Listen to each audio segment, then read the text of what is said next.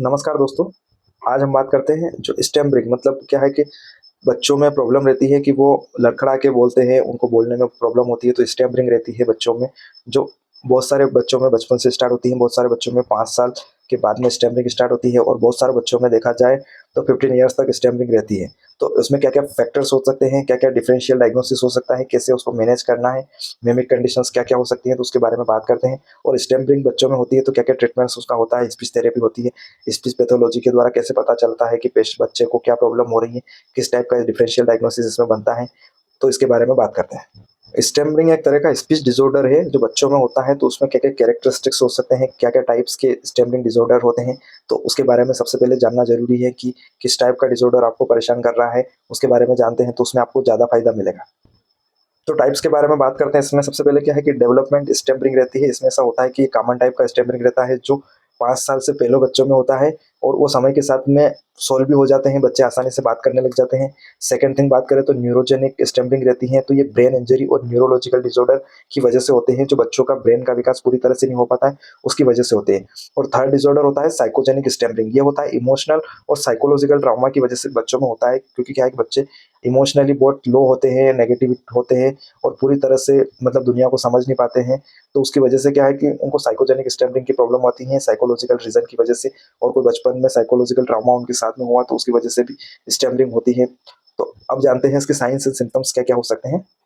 इसकी बात करें तो रेपिटेशन ऑफ साउंड्स होता है इसमें सिलेबल्स का, जैसे बी, बी, बी बार-बार बोलना, प्रोलोंगेशन ऑफ साउंड्स होते हैं तो उसमें म बोलना, और ब्लॉकिंग और हेजिटेशंस भी होती हैं। तो क्या है कि डिफिकल्टी इन स्टार्टिंग पॉइंट मतलब क्या है कि स्टार्टिंग जो भी वर्ड रहता है वो बोलने में प्रॉब्लम होती है, और कंटिन्यूएशन में जो वर्ड बोलना रहते हैं उनमें भी प्रॉब्लम होती है। तो ये कंडीशंस ज़्यादा बनती है इसमें, और सेकेंडरी बिहेवियर रहते हैं तो उसमें क्या है कि बोलने के साथ में आई ब्लिंकिंग भी होती है, लिप मूवमेंट भी ज़्यादा होते हैं, और गेस्चर्स हाई रहते हैं इसमें, मतलब क्या है कि हैंड गेस्चर्स रहते हैं उनमें ज़्यादा प्रेशर्स लगता है, और साइकोलॉजिकली मतलब क्या है कि पेशेंट को कोई जज करता है तो उसमें क्या है कि बिल्कुल एबनॉर्मलिटी नज़र आती है। तो ये 4 टाइप्स के डिसऑर्डर रहते हैं। अब इसके काजेज़ एंड रिस्क फैक्टर्स के बारे में बात करते हैं। सबसे पहला रीज़न है इसमें जेनेटिक्स, फैमिली हिस्ट्री में किसी को स्टैमरिंग है तो हो सकता है। सेकंड थिंग बात करें तो ब्रेन डेवलपमेंट, अगर एबनॉर्मलिटी है ब्रेन के स्ट्रक्चर में, फंक्शन में, न्यूरोलॉजिकली, तो उसमें प्रॉब्लम हो सकती है। इन्वायरमेंटल फैक्टर की बात करें तो स्ट्रेस, एंजाइटी और इन्वायरमेंट के चेंजेस की वजह से भी आपको स्टैमरिंग की प्रॉब्लम हो सकती है। ट्रीटमेंट और थेरेपी की बात करें तो सबसे पहले मैंने बोला था आपको स्पीच थेरेपी इसमें होती है। स्पीच थेरेपी क्या है कि बच्चों में कराई जाती है, तो वो क्या है कि स्पीच लैंग्वेज पैथोलॉजिस्ट के द्वारा किया जाता है, आपको ट्रेन किया जाता है कि कैसे बोलना है, कैसे वर्ड को एक्सप्रेस करना है, तो वो टेक्निक्स आपको सिखाई जाती हैं। और फ्लुएंसी में कैसे बोलना है तो वो भी शेपिंग थेरेपी होती है, उसमें फोकस किया जाता है स्मूथ एफर्टलेस स्पीच आप कैसे बना पाओगे, कैसे बोल पाओगे।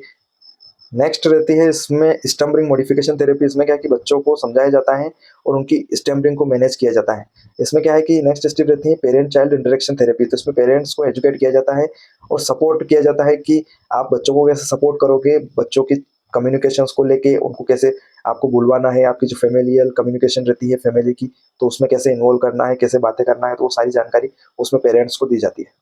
अब पेरेंट्स इसमें क्या-क्या कर सकते हैं, तो सबसे पहली बात क्या है, सपोर्टिव एनवायरनमेंट बनाना है, एनकरेज करना है बच्चों को ओपन कम्युनिकेशन के लिए, और उनके लिए रिसोर्सेज ओपन करना है, बच्चे बिल्कुल ओपन रहना चाहिए बात करने के लिए। सेकंड थिंग की बात करें इसमें तो मॉडल गुड कम्युनिकेशन, जैसे बात करें तो आप भी बात करो, बच्चे से बात कराओ कि क्लियरली स्पीच करे, वो आराम से बात करे, स्लो बात करे और धीरे से बात करे, ताकि क्या है कि वर्ड का जो बनावट है वो आसानी से हो सके।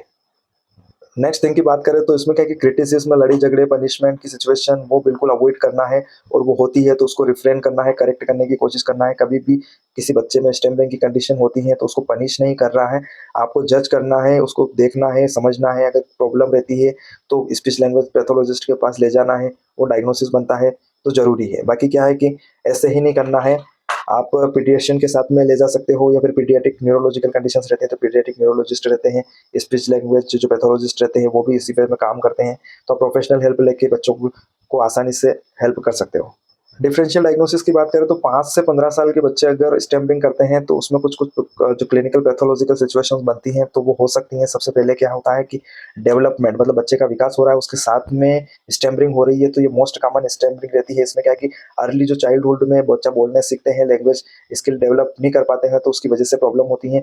तो क्या है कि ये प्रॉब्लम रहती है बच्चों में। अब जैसे न्यूरोलॉजिकल कंसर्न की इसमें बात करें तो एक न्यूरोलॉजिकल कंडीशंस रहती हैं बच्चों में, उसकी वजह से भी प्रॉब्लम हो सकती है। जैसे सेरेब्रल पल्सी हो गया, बच्चे में अगर स्ट्रोक आया है या ट्रॉमेटिक ब्रेन इंजरी हुई है तो उसकी वजह से भी मतलब ये स्टैम्परिंग की कंडीशन बनती है। उसके बाद में साइकोलॉजिकल फैक्टर देखा जाए तो बच्चों में एंजाइटी, स्ट्रेस, इमोशनल ट्राउमा की वजह से भी प्रॉब्लम होती है, क्योंकि बच्चे क्या है कि इस चीज़ को फेस नहीं कर पाते हैं, टॉलरेट नहीं कर पाते हैं एंजाइटी को, डिप्रेशन को, तो उसकी वजह से भी प्रॉब्लम होते हैं। फैमिली एनवायरनमेंट में अगर ज़्यादा शोरगुल रहता है या फिर एनवायरनमेंट सही नहीं रहता है तो उसकी वजह से भी प्रॉब्लम रहती है बच्चों में।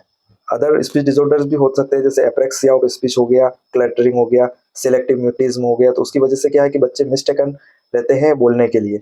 और नॉर्मल नॉन फ्लुएंसी की कंडीशन की बात करें तो बच्चे क्या है कि नॉन फ्लुएंसी में बात करने की कोशिश करते हैं, लैंग्वेज स्किल डेवलप नहीं कर पाते हैं, तो इसको मिस्टेकन फॉर स्टैम्पिंग बोलते हैं। ये कोई बड़ी कंडीशन नहीं रहती है, बच्चे को स्पीच थेरेपी की ट्रेनिंग देके उनकी स्पीच को सही किया जा सकता है। एक्यूरेटली डायग्नोस करने के लिए कॉम्प्रहेंसिव असेसमेंट किया जाता है स्पीच लैंग्वेज पैथोलॉजिस्ट के द्वारा। तो वो एवेल्युएट करते हैं चाइल्ड के स्पीच पैटर्न को, लैंग्वेज डेवलपमेंट कैसे हो रही है, ओवरऑल कम्युनिकेशन स्किल्स को। तो उसके बेसिस पे वो पता लगाते हैं कि बच्चे को क्या प्रॉब्लम है। मतलब बात करें कि 5 साल से बड़े बच्चे में स्टैमरिंग की प्रॉब्लम होती है, रिपीटेशन में वो वर्ड बोलते हैं, तो उसमें क्या है कि जैसे 5 साल से लगाकर ओल्डर भी हो सकते हैं, 12 साल के बच्चे भी हो सकते हैं, तो कॉम्प्लेक्स पैटर्न भी होते हैं, प्रोलोंगेशन एंड ब्रोकन वर्ड भी बोलते हैं। तो उस कंडीशंस को बोलते हैं स्पीच डिसऑर्डर होते हैं वो बच्चों के लिए। तो वो किस टाइप के होते हैं उस बारे में बात करते हैं। तो इसमें एक तो डेवलपमेंट स्टैमरिंग रहती है बच्चे के विकास के साथ में, न्यूरोजेनिक रहती है, कोई इंजरी वगैरह रहती है बच्चों के अंदर, साइकोजेनिक रहती है, इमोशनल एंजाइटी हो गई, साइकोलॉजिकल ट्रॉमा हो गया। तो इन इन्वॉल्वमेंट से भी बच्चों को दूर रखना है। सबसे पहले क्या है कि आपके बच्चे में कोई भी प्रॉब्लम होती है तो आप स्पीच लैंग्वेज जो पैथोलॉजिस्ट रहते हैं, स्पीच स्पेशलिस्ट रहते हैं, तो उनसे मिलिए आप जाके, उनसे डायग्नोस करवाइए कि बच्चों को क्या प्रॉब्लम है। उसके बाद में अगर न्यूरोलॉजिकल कंसर्न निकलता है तो पीडियाट्रिक न्यूरोलॉजिस्ट से मिलिए। सबसे पहले क्या है कि सॉल्यूशन तो होता है इसमें, बाकी क्या है कि सही डिसीजन लेना ज़रूरी है, किस डॉक्टर से आपको मिलना है, क्या प्रॉब्लम है, क्या डायग्नोसिस बन रहा है, किस टाइप का ट्रीटमेंट होगा, तो वो सारी जानकारी स्पेशलिस्ट को पता रहती है। तो सबसे पहले यही बात है कि आप मिलो, डायग्नोसिस कराओ बच्चों का, उसके बाद में आपको सॉल्यूशन भी मिलेगा और आपकी प्रॉब्लम का सॉल्व आउट भी होगा। Thank you.